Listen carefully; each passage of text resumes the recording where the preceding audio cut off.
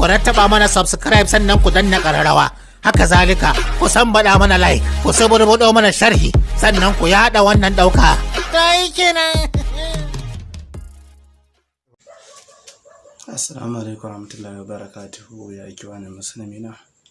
Yau ma mun dawo ci gaba da bada shawara da gudunmawa akan wasu matsaloli da suke addabar maza yau da kullum akan wata mu'amala. Mafi yawanci an fara samun wani makamancin tambayoyi din akan lokacin mu'amala ta aure, mutum yana cikin mu'amala ji gaban sa ya kwanta, haka bai san wani lokacin kan ya ce me, ko kuma ya zo mu'amala ta kwanta ga gaban nasa ya kwanta da kuma ya taho da reaction da karfi a jikinsa, zai mu'amala kuma ya samu bai da wannan kuzarin, kuma ya samu an samu matsala ya dauke ko kuma sha ta dauke baki daya. To wannan matsala ce sosai mai karfi kuma take da yawa cikin al'umma. Mafi yawa mutanen da suke da wannan matsala da daman sa ciki. Abin da yake kawo haka kai abubuwa guda 3 zuwa 4 da zamu dan takaita bayani a kansa kafin mu samu lokaci mai dogon sharhi da dogon rubutu ga lokacin da muka so don Allah mai kun yi rubutu akai.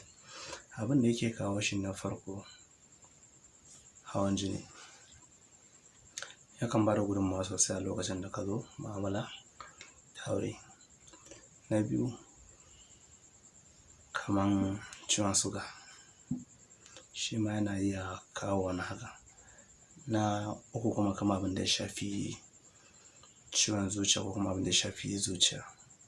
Sai abin da yake kawo rashin reaction din tafiyar jini ga zuwa ga gabanka, sannan shi yake kawo wani rashin kuzari din da sauransu. Sannan kuma akwai abubuwan da yake kawo gudunmawa tunani. A lokacin da ka zo kana cikin mu'amala ta aure, sai kaman wani abu na ɓaci da ya faɗo maka, wani damuwa ya faɗo maka, sai ka bar kan sha'awar kan abin da kake yi na mu'amala din, sai kaman farkici hakan ne ka firkita kai, to dole gabanka zai kwanta, sai bai ka bar abin da kake tana kai ka dawo kai, sai shi kaman ya tafi da tunanin mutum ne. Abin da ya shafi wannan mu'amala ta aure din da sauransu, ka gane. Sannan kuma kan ga abin da ya shafi ciwon suga, shi ma da alaƙa da rashin tafiyar gudanar jini akan jijiyoyin alƙalaminka. Sannan kuma kaman abin da ya shafi kallon abin da ya shafi bidiyo na batsa kaman beef da sauransu, shi ma yakan kawo wannan matsalar ya haifarwa. Sabida lokacin da aka zo da aka sa ran aka kan abin da wani bature ko wani behude ka ce za ku manta kan abin da kai, to wannan sa wani abu a ran naka tana kan bai baka action din abin da ka matsayin ka ya gamsu da iyalinka ba da sauran makamantan wani haka. Wannan abin ya kamata mu samu lokaci a masa dogon sharhi da rubutu akai. Yanzu dai mun takaita za mu ba ku fa'idodin da ya kamata a yi amfani da su domin a kiyaye nan gaba hakan wannan kar ta ƙara faruwa ko kar ta ƙara kusantuwa da izinin Allah. Muna ba da mutane shawara da zarar muna faɗan fa'ida ka ɗauki biro da takarda kana rubutawa, sai mu ma muna ɗauko na cikin tabe muna ƙara wa ƴan haske, muke ƙara wa kanmu juna sani domin duka a tare a biyar tare. Fatan kowa na fahimtar mu. To mun faɗa muku abubuwan da suke haifar da su da kuma matsalolinsu, sai dai ku yi haƙuri lokacin da muka samu dama za mu bi ɗaya bayan ɗaya yana haka. Sannan kuma akwai abin da ya shafi shakuwar jinnu, shi ma na kawo wani matsala ɗin.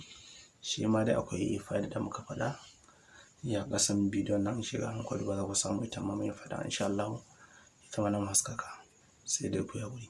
Yanzu na faɗa muku maganin da amfani da shi ne domin samun wannan waraka ɗin da izinin Allah. Akwai abubuwa guda 3 za ku nema. Na farko, kowa ya san kusfara ana samun ta Islamic medicine.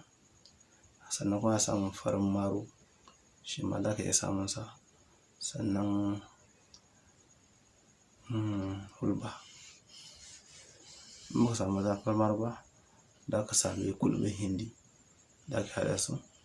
Ana so a samu misalin kusfara misalin cokali 3, hulba misalin cokali 2,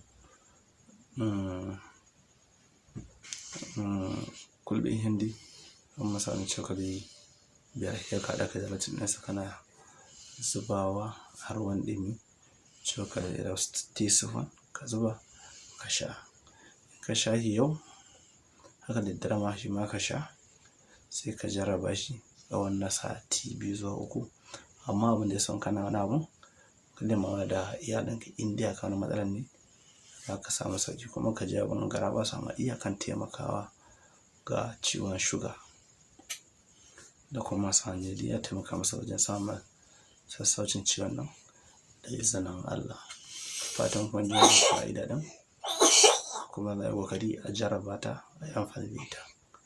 Da fatan muna ba da kowa shawara da zarar ka fahimci abin ka ƙoƙari ka jarraba. Wani fatan Allah taimake mu baki ɗaya. Kar a manta dai mana subscribe da yin like da share ga sauran Annabi Muhammad sallallahu alaihi wasallam. Mun mata da mutane da zarar duk wanda ka fahimci fa'ida ta ka fahimta, kar ka manta da yin share ga Annabi su masu amfana, sannan kar a manta da Annabi rahama salati. Kuma fa'ida nan abin da muke baka in ya burge ka, kar a manta da yin like